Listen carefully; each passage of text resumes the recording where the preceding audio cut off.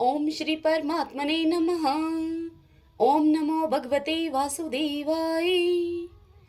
आज श्रीमद् भागवत महापुराण चतुर्थ स्कंद से अध्याय 20 और 21 की पावन कथा में हम आज सुनेंगे महाराज पृथु की यज्ञशाला में श्री विष्णु भगवान का प्रादुर्भाव और महाराज पृथु का अपनी प्रजा को उपदेश देना।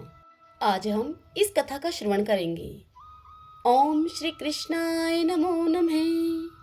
श्री मैत्रेय जी विदुर जी को यह कथा सुनाते हुए आगे कहते हैं कि हे विदुर जी, पृथु के 99 यज्ञों से यज्ञ भोक्ता यज्ञेश्वर भगवान विष्णु को भी बड़ा संतोष हुआ। उन्होंने इंद्र के सहित वहां उपस्थित होकर उनसे इस प्रकार कहा। श्री भगवान ने राजा पृथु से कहा, हे राजन, इंद्र ने तुम्हारे अश्वमेध यज्ञ पूरे करने के संकल्प में विघ्न डाला है। अब ये तुमसे क्षमा चाहते हैं, तुम इन्हें क्षमा कर दो। हे नरदेव, जो श्रेष्ठ मानव साधु और सद्बुद्धि संपन्न होते हैं वे दूसरे जीवों से द्रोह नहीं करते, क्योंकि यह शरीर ही आत्मा नहीं है। यदि तुम जैसे लोग भी मेरी माया से मोहित हो जाएं, तो समझना चाहिए कि बहुत दिनों तक की हुई ज्ञानी जनों की सेवा से केवल श्रम ही हाथ लगा। ज्ञानवान पुरुष इस शरीर को अविद्या, वासना और कर्मों का ही पुतला समझकर इसमें अनासक्त नहीं होता। इस प्रकार जो इस शरीर में ही आसक्त नहीं है, वह विवेकी पुरुष इससे उत्पन्न हुए घर, पुत्र और धन आदि में भी किस प्रकार ममता रख सकता है। यह आत्मा एक शुद्ध स्वयं प्रकाश, निर्गुण, गुणों का आश्रय स्थान, सर्वव्यापक, आवरण शून्य, सबका साक्षी एवं अन्य आत्मा से रहित है, अतएव शरीर से भिन्न है। जो पुरुष इस देह स्थित आत्मा को इस प्रकार शरीर से भिन्न जानता है, वह प्रकृति से संबंध रखते हुए भी उसके गुणों से लिप्त नहीं होता, क्योंकि उसकी स्थिति मुझ परमात्मा में रहती है। हे राजन, जो पुरुष किसी प्रकार की कामना न रखकर अपने वर्णाश्रम के धर्मों के द्वारा नित्य प्रति श्रद्धा पूर्वक मेरी आराधना करता है, उसका चित्त धीरे धीरे शुद्ध हो जाता है। शुद्ध चित्त होने पर उसका विषयों से संबंध नहीं रहता तथा उसे तत्व ज्ञान की प्राप्ति हो जाती है। फिर तो वह मेरी क्षमता रूप स्थिति को प्राप्त हो जाता है।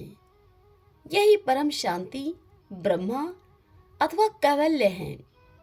जो पुरुष यह जानता है कि शरीर ज्ञान, क्रिया और मन का साक्षी होने पर भी कुटस्थ आत्मा उनसे निर्लिप्त ही रहता है, वह कल्याण में मोक्ष पद प्राप्त कर लेता है।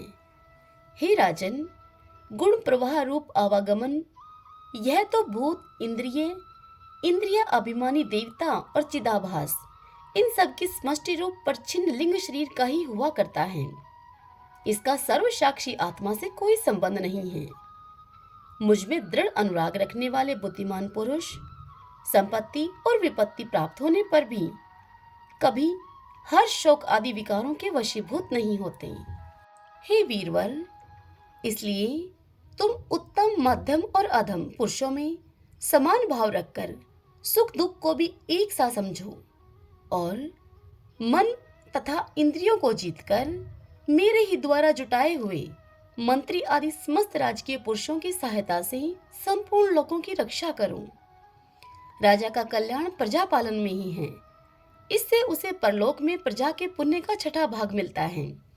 इसके विपरीत जो राजा प्रजा की रक्षा तो नहीं करता, किंतु उससे कर वसूल करता जाता है, उसका सारा पुण्य तो प्रजा छीन लेती है और बदले में उसे प्रजा के पाप का भागी होना पड़ता है। ऐसा विचार करके यदि तुम श्रेष्ठ ब्राह्मणों की सम्मति और पूर्व परंपरा से प्राप्त हुए धर्म को ही मुख्यतः अपना लो और कहीं भी आसक्त न होकर इस पृथ्वी का न्यायपूर्वक पालन करते रहो, तो सब लोग तुमसे प्रेम करेंगे और कुछ ही दिनों में तुम्हें घर बैठे ही सनकादिक सिद्धों के दर्शन होंगे। हे राजन, तुम्हारे गुणों ने और स्वभाव ने मुझको वश में कर लिया है, अतः तुम्हें जो इच्छा हो मुझसे 100 वर मांग लो। तुम उन क्षमा आदि गुणों से रहित यज्ञ, तप अथवा योग के द्वारा मुझको पाना सरल नहीं है, मैं तो उन्हीं के हृदय में रहता हूँ जिनके चित्त में क्षमता रहती है। इस कथा को सुनाते हुए श्री मैत्रेय जी विदुर जी से आगे कहते हैं कि हे विदुर जी, सर्वलोक गुरु श्री हरि के इस प्रकार कहने पर जगत विजयी महाराज पृथु ने उनकी आज्ञा शिरोधार्य की। देवराज इंद्र अपने कर्म से लज्जित होकर उनके चरणों पर गिरना ही चाहते थे कि तभी राजा पृथु ने उन्हें प्रेम पूर्वक अपने हृदय से लगा लिया और मनोमालिन्य निकाल दिया।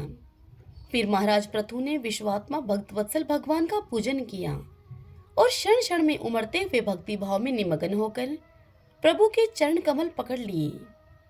श्री हरि वहां से जाना चाहते थे, किंतु पृथु के प्रति जो उनका वात्सल्य भाव था उसने उन्हें रोक लिया। वे अपने कमल दल के समान नेत्रों से उनकी ओर देखते ही रह गए और वहां से न जा सके। आदिराज महाराज पृथु भी अपने नेत्रों में जल भराने के कारण न तो भगवान का दर्शन ही कर सके और न अपने कंठ गदगद हो जाने से वह कुछ बोल ही सके। उन्हें हृदय से आलिंगन करके पकड़े रहे और हाथ जोड़कर जो कि तुम वहां खड़े ही रह गए।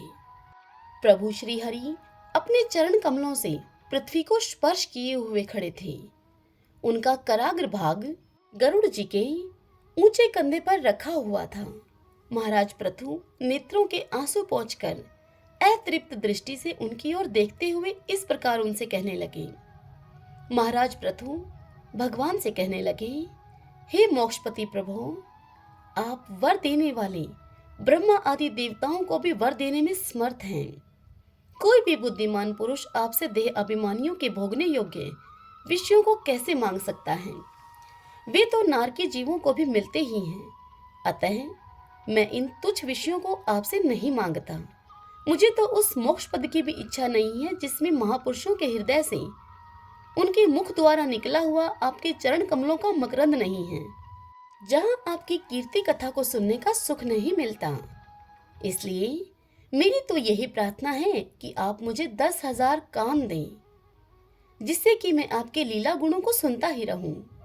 हे पुण्य कीर्ति प्रभु, आपके चरण कमल मकरंद रूपी अमृत कणों को लेकर महापुरुषों के मुख से जो वायु निकलती है, उसी में इतनी शक्ति होती है कि वह तत्व को भूले हुए हम कुयोगियों को पुनः तत्व ज्ञान करा देती है। अतएव हमें दूसरे वरों की कोई आवश्यकता नहीं है। हे उत्तम कीर्ति वाले प्रभु, सत्संग में आपके मंगलमय सुयश को दैववश एक बार भी सुन लेने पर कोई पशु बुद्धि पुरुष भले ही तृप्त हो जाए, गुणग्राही उसे कैसे छोड़ सकता है? सब प्रकार के पुरुषार्थों की सिद्धि के लिए स्वयं लक्ष्मी जी भी आपके सुयश को सुनना चाहती है। अब लक्ष्मी जी के समान मैं भी अत्यंत उत्सुकता से आप सर्वगुणधाम पुरुषोत्तम की सेवा ही करना चाहता हूँ, किंतु ऐसा न हो कि एक ही पति की सेवा प्राप्त करने की होड़ होने के कारण आपके चरणों में ही मन को एकाग्र करने वाले हम दोनों में कलह छिड़ जाए। हे जगदीश्वर, जगत जननी लक्ष्मी जी के हृदय में मेरे प्रति विरोध भाव होने की संभावना तो है ही, क्योंकि जिस आपके सेवा कार्य में उनका अनुराग है उसी के लिए मैं भी लालायित हूँ। किंतु हे प्रभु, आप दीनों पर दया करते हैं, उनके तुच्छ कर्मों को भी बहुत करके मानते हैं। इसलिए मुझे आशा है कि हमारे झगड़े में भी आप मेरा ही पक्ष लेंगे। आप तो अपने स्वरूप में ही रमण करते हैं, आपको भला लक्ष्मी जी से क्या लेना है? इसी से महात्मा जन ज्ञान हो जाने के बाद भी आपका भजन करते हैं। आप में माया के कार्य, अहंकार आदि का सर्वथा अभाव है। हे भगवान, मुझे तो आपके चरण कमलों का निरंतर चिंतन करने के सिवा सत्पुरुषों का कोई और प्रयोजन ही नहीं जान पड़ता। मैं भी बिना किसी इच्छा के आपका भजन करता हूँ। आपने जो मुझसे कहा कि वर मांग, सो आपकी इस वाणी को तो मैं संसार को मुंह में डालने वाली ही मानता हूँ। और यही क्या, आपकी वेद रूपा वाणी ने भी तो जगत को बांध रखा है। यदि उस वेद वाणी रूप रस्सी से लोग बंधे न होते तो वे मोहवश सकाम कर्म क्यों करते? हे प्रभु, आपकी माया से ही मनुष्य अपने वास्तविक स्वरूप आपसे विमुख होकर अज्ञानवश अन्य स्त्री पुत्र आदि की इच्छा करता है। फिर भी जिस प्रकार पिता पुत्र की प्रार्थना की अपेक्षा न रखकर अपने आप ही पुत्र का कल्याण करता है, ठीक उसी प्रकार आप भी हमारी इच्छा की अपेक्षा न करके हमारे हित के लिए स्वयं ही प्रयत्न करें। श्री मैत्रेय जी विदुर जी से कहते हैं कि हे विदुर जी, आदिराज पृथु के इस प्रकार स्तुति करने पर सर्वसाक्षी श्रीहरि ने उनसे इस प्रकार कहा। भगवान श्रीहरि राजा पृथु से बोले, हे राजन, तुम्हारी मुझ में भक्ति हो। बड़े सौभाग्य की बात है कि तुम्हारा चित्त इस प्रकार मुझ में लगा हुआ है।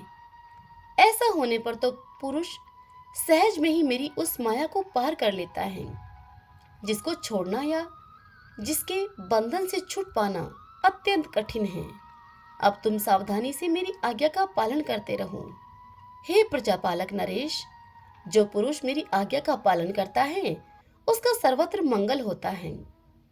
श्री मैत्रेय जी विदुर जी से कहते हैं कि हे विदुर जी, इस प्रकार भगवान ने राजऋषि पृथु के सार गर्भित वचनों का आदर किया।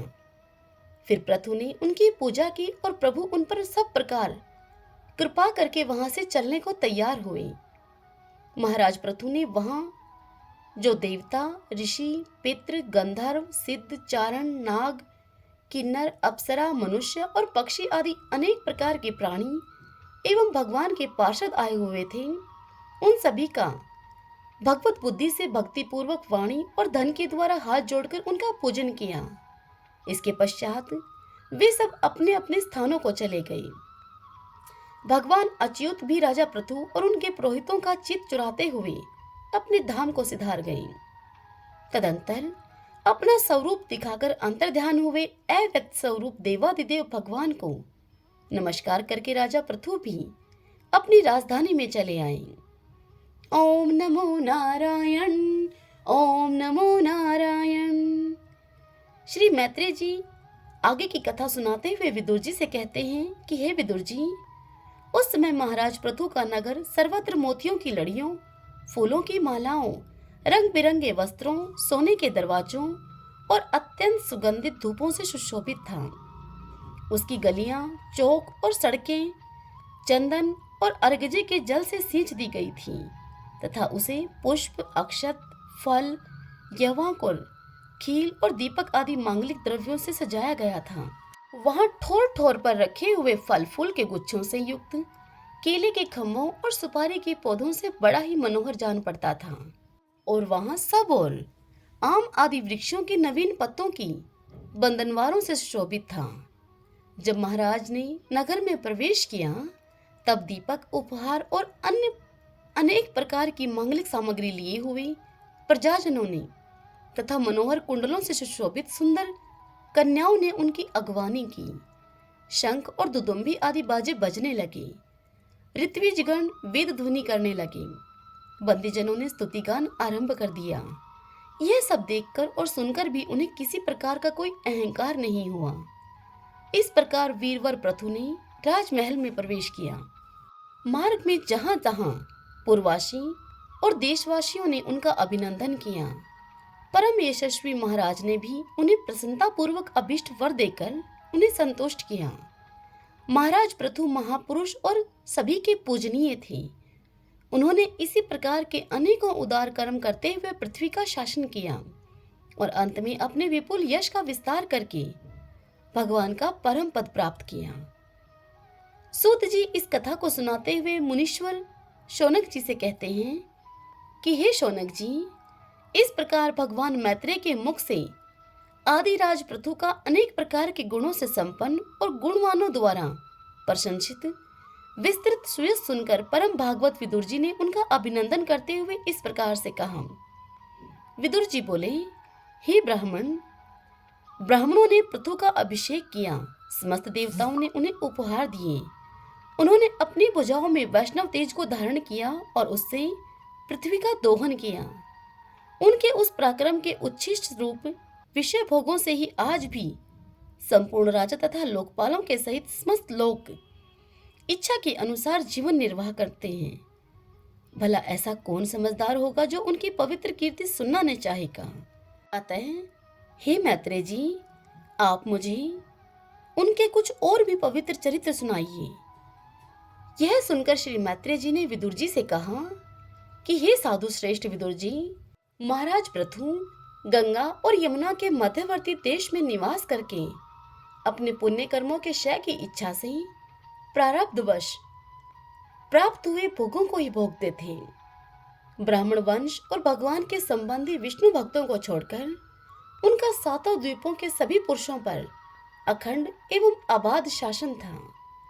एक बार उन्होंने एक महासत्र की दीक्षा ली। उस समय वहां देवताओं, ब्रह्म ऋषियों और राज ऋषियों का बहुत बड़ा समाज एकत्र हुआ। उस समाज में महाराज पृथु ने उन पूजनीय अतिथियों का यथायोग्य सत्कार किया और फिर उस सभा में नक्षत्र मंडल में चंद्रमा के समान खड़े हो गई। उनका शरीर ऊंचा, भुजाएं भरी और विशाल तथा रंग गोरा, नेत्र कमल के समान सुंदर और अरुणवर्ण, नासिका सुगढ़, मुख मनोहर, स्वरूप सौम्य, ऊंचे कंधे और मुस्कान से युक्त दंत पंक्ति बड़ी सुंदर थी। उनकी छाती चौड़ी, कमर का पिछला भाग स्थूल और उधर पीपल के पत्ते के समान सुडौल था तथा बल पड़े हुए होने से और भी वह अधिक सुंदर जान पड़ता था। नाभि भंवर के समान गंभीर थी, शरीर तेजस्वी था, जंघाएं स्वर्ण के समान तेदीय पैमान थी और पैरों के पंजे उभरे हुए थे। उनके बाल बारीक, घुंघराले, काले और चिकने थे। गर्दन शंख के समान उतार चढ़ाव वाली थी और रेखाओं से युक्त थी और वे बहुत बहुमूल्य धोती पहने और वैसे ही चादर ओढ़े थे। दीक्षा के नियम के अनुसार उन्होंने समस्त आभूषण उतार दिए थे।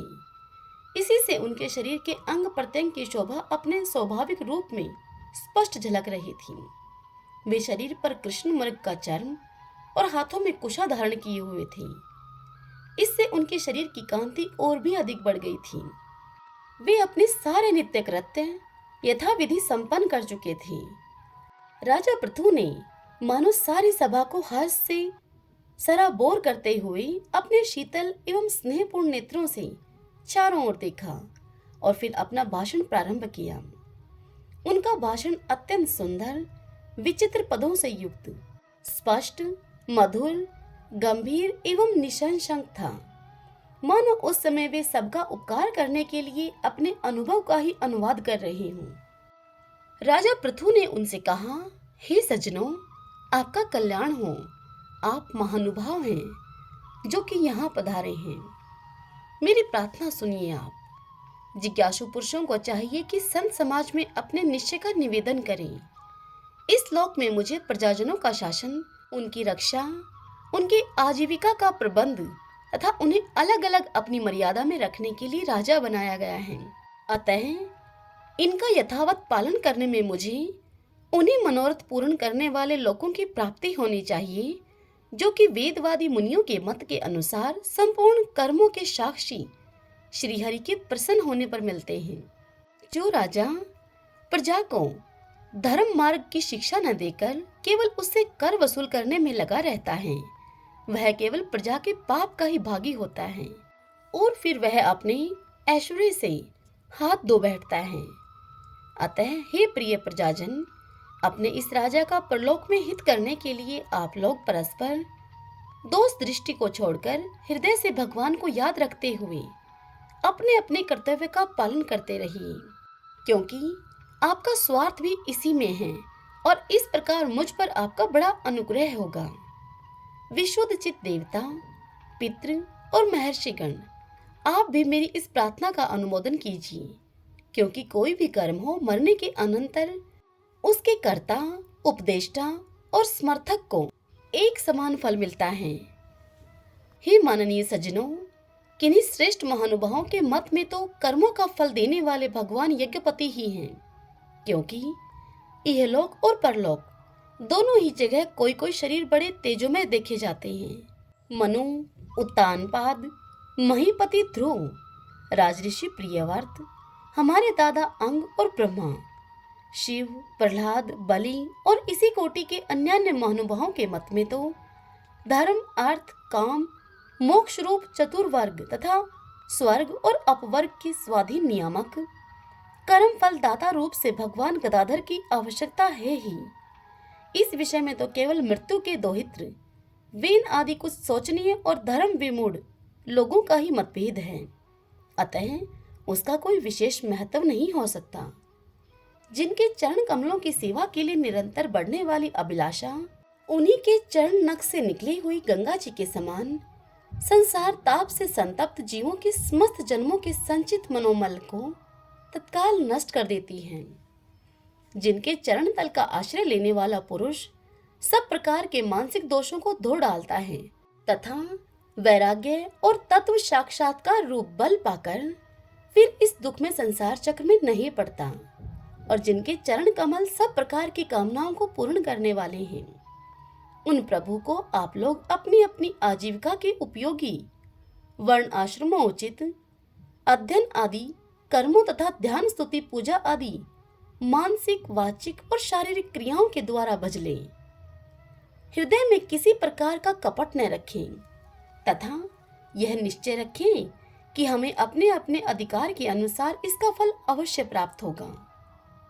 भगवान स्वरूपतः विशुद्ध विज्ञान घन और समस्त विशेषणों से रहित हैं, किंतु इस कर्म मार्ग में जो चावल आदि विविध द्रव्य, शुक्ल आदि गुण, अवघात अर्थात कूटना आदि क्रिया एवं मंत्रों के द्वारा और अर्थ, आशय, लिंग तथा ज्योतिषोम आदि नामों से संपन्न होने वाले अनेक विशेषण युक्त यज्ञ के रूप में प्रकाशित होते हैं। जिस प्रकार एक ही अग्नि भिन्न भिन्न काष्ठों में उन्हीं के आकार आदि के अनुरूप भासती है, ठीक उसी प्रकार वे सर्वव्यापक प्रभु परमानंद स्वरूप होते हुए भी प्रकृति, काल, वासना और अदृष्ट से उत्पन्न हुए शरीर में विषय आकार बनी हुई बुद्धि में स्थित होकर उन यज्ञ यज्ञादि क्रियाओं के फल रूप से अनेक प्रकार के जान पड़ते हैं। आहो, इस पृथ्वी तल पर मेरे जो प्रजाजन यज्ञ भोक्ताओं के अधीश्वर सर्वगुरु श्री हरि का एक निष्ठ भाव से अपने अपने धर्मों के द्वारा निरंतर पूजन करते हैं, वे मुझ पर बड़ी कृपा करते हैं। सहनशीलता, तपस्या और ज्ञान इन विशिष्ट विभूतियों के कारण वैष्णव और ब्राह्मणों के वंश स्वभावतः ही उज्जवल होते हैं। उन पर राजकुल का तेज, धन, ऐश्वर्य आदि समृद्धियों के कारण अपना प्रभाव न डाले। ब्रह्मा आदि समस्त महापुरुषों में अगर गण्य ब्राह्मण भगत पुराण पुरुष श्री हरि ने भी निरंतर इन्हीं के चरणों की वंदना करके अविचल लक्ष्मी और संसार को पवित्र करने वाली कीर्ति प्राप्त की है। आप लोग भगवान के लोक संग्रह रूप धर्म का पालन करने वाले हैं तथा सर्वांतर्यामी स्वयं प्रकाश ब्राह्मण प्रिय श्री हरि विप्र वंश की सेवा करने से ही परम संतुष्ट होते हैं। अतः आप सभी को सब प्रकार से विनय पूर्वक ब्राह्मण कुल की सेवा करनी चाहिए। इनकी नित्य सेवा करने से शीघ्र ही चित्त शुद्ध हो जाने के कारण मनुष्य स्वयं ही ज्ञान और अभ्यास आदि के बिना ही परम शांति रूप मोक्ष को प्राप्त कर लेता है। अतः लोक में इन ब्राह्मणों से बढ़कर दूसरा कौन है जो भविष्य भोजी देवताओं का मुख हो सके। उपनिषदों के ज्ञान परक वचन एकमात्र जिनमें ही गतार्थ होते हैं, वे भगवान अनंत इंद्र आदि यज्ञ देवताओं के नाम से तत्व ज्ञानियों के द्वारा ब्राह्मणों के मुख में श्रद्धा पूर्वक हवन किए हुए पदार्थ को जैसे चाव से ग्रहण करते हैं, वैसे चेतना शून्य अग्नि में होम किए हुए द्रव्य को नहीं ग्रहण करते। हे सभ्यगण, जिस प्रकार स्वच्छ दर्पण में प्रतिबिंब का भान होता है, ठीक उसी प्रकार जिससे इस संपूर्ण प्रपंच का ठीक ठीक ज्ञान होता है, उस नित्य शुद्ध और सनातन ब्रह्मा को अर्थात वेद को, जो परमार्थ तत्व की उपलब्धि के लिए श्रद्धा, तप, मंगलमय आचरण, स्व अध्याय विरोधी वार्तालाप के त्याग तथा संयम और समाधि के अभ्यास के द्वारा धारण करते हैं, उन ब्राह्मणों के चरण कमलों की धूलि को मैं आयु पर्यंत अपने मुकुट पर धारण करूं, क्योंकि उसे सर्वदा सिर पर चढ़ाते रहने से मनुष्य के सारे पाप तत्काल नष्ट हो जाते हैं और संपूर्ण गुण उनकी सेवा करने लगते हैं। उस भगवान शील संपन्न कृतज्ञ और गुरुजनों की सेवा करने वाले पुरुष के पास सारी संपदाएं अपने आप आ जाती हैं। अतः मेरी तो यही अभिलाषा है कि ब्राह्मण कुल, गोवंश, और भक्तों के सहित श्री भगवान मुझ पर सदा प्रसन्न रहे।